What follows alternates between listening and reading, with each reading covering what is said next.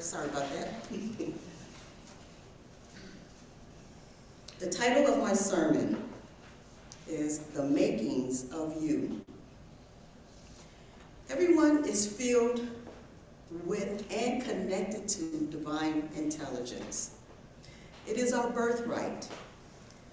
And when we take the time to tap into this that is within, we can receive guidance and wisdom. At Church of the Spirit, we often talk about intuition, gut feelings, spiritual gifts, being connected to the spirit realm, to God, and to each other. These truths are the makings of you.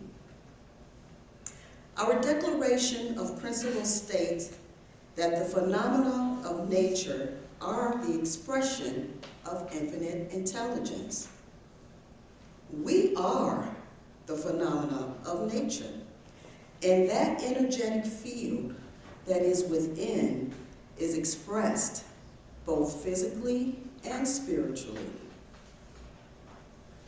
Another way to look at the makings of you is through an analogy. Let's use a vast ocean.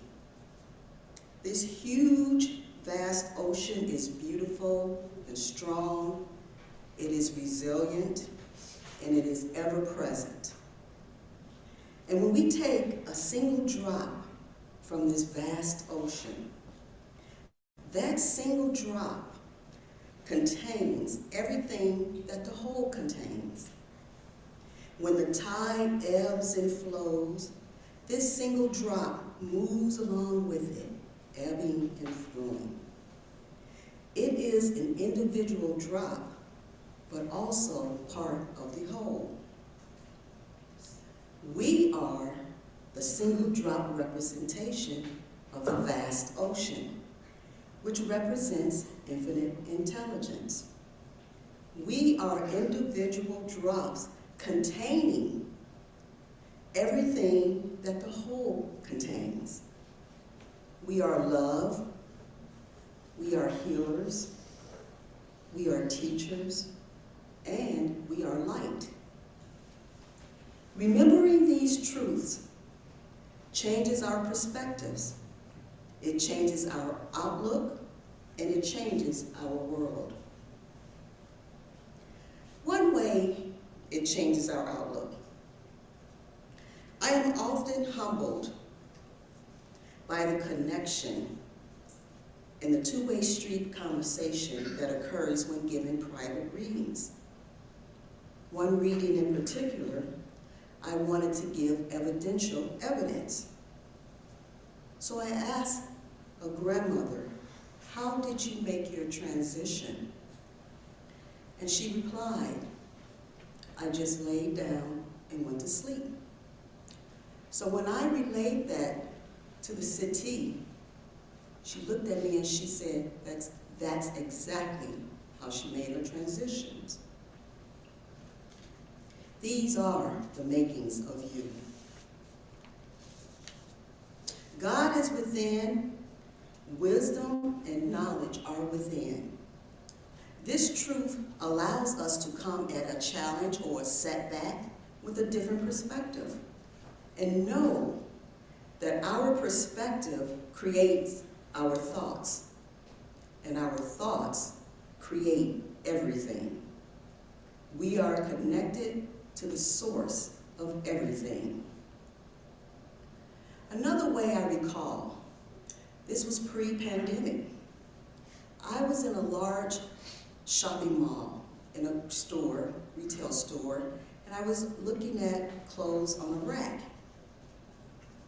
And this older woman walked over, and she was on the other side of the rack looking at the clothes. And we kind of nodded at each other, and I just said a very soft hello. But I was struck immediately that she had a gentle soul. Also, there was this young 4 or 5-year-old young girl who kept running over, looking, and then she'll run away. And I wasn't paying too much attention to her, so I just kind of continued looking at the clothes on the rack. As I moved further down the aisle, I suddenly heard the young girl say to the woman with the gentle soul, "Why do you wear those bright colors?" And the woman replied, "They make me happy."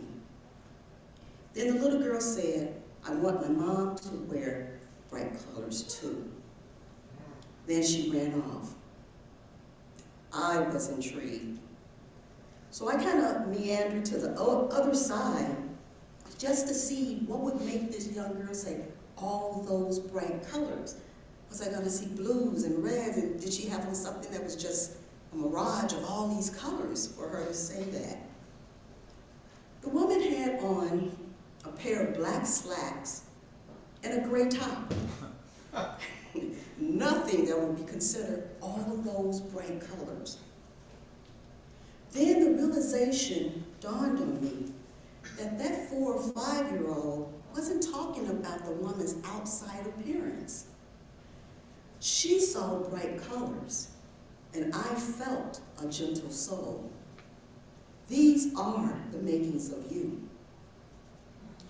This birthright, power, and connection can give you a word, a song, a sign, or a small child in a shopping mall to remind you that the connection is there and that it is strong. Know that by asking about that job or that challenging person or challenging situation, wherever you find yourself in life, know that the God within can calmly place the answer in your heart. Often, this energy speaks to us through feelings. How many times have you put your own self down and you felt twice as worse? Think about it. It's your inner guidance not agreeing with your put-downs. We often say, follow your heart. This is to guide us to staying connected and staying in our purpose. Your dreams are yet more ways the God within speaks to you. The saying, sleep on it and things will look clearer in the morning, is not just a saying.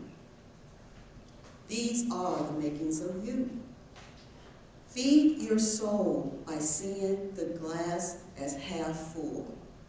And by doing this, you put out what you want to connect to and not what you want to avoid.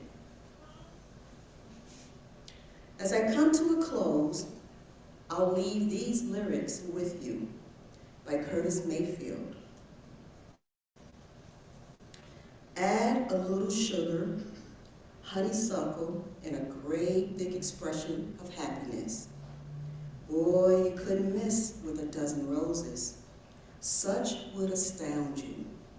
The joy of children laughing around you. These are the makings of you. You're second to none, the love of all mankind. Should reflect some sign of these words I've tried to recite. They are close, but not quite. Almost impossible to do, reciting the makings of you. Blessings. Thank you.